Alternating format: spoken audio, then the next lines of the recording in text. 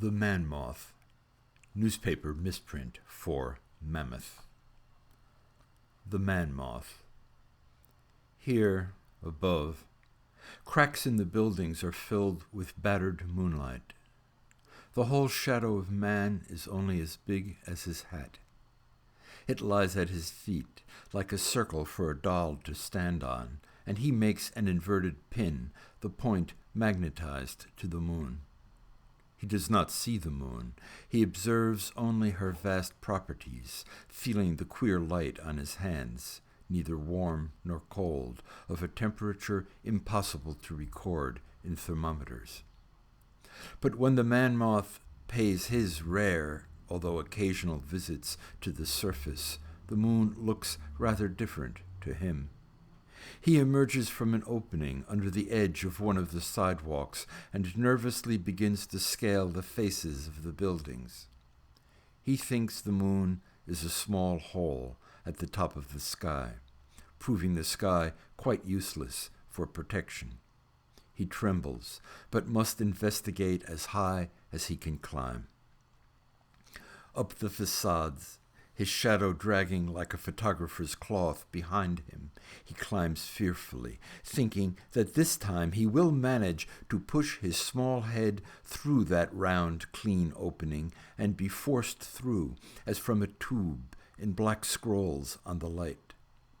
Man, standing below him, has no such illusions. But what the man-moth fears most he must do, although he fails, of course, and falls back scared, but quite unhurt. Then he returns to the pale subways of cement he calls his home. He flits, he flutters, and cannot get aboard the silent trains fast enough to suit him. The doors close swiftly. The man-moth always seats himself facing the wrong way, and the train starts at once at its full, terrible speed, without a shift in gears or a gradation of any sort. He cannot tell the rate at which he travels backwards.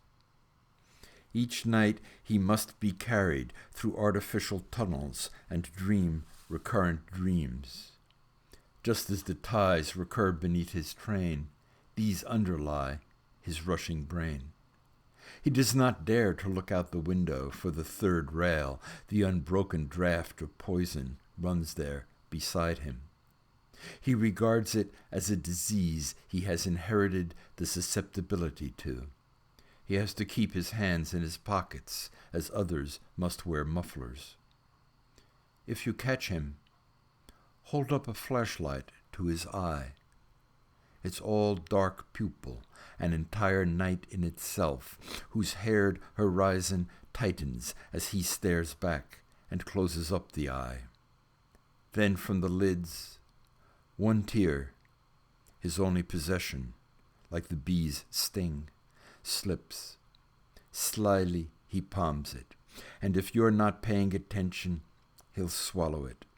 However, if you watch, he'll hand it over, cool as from underground springs, and pure enough to drink.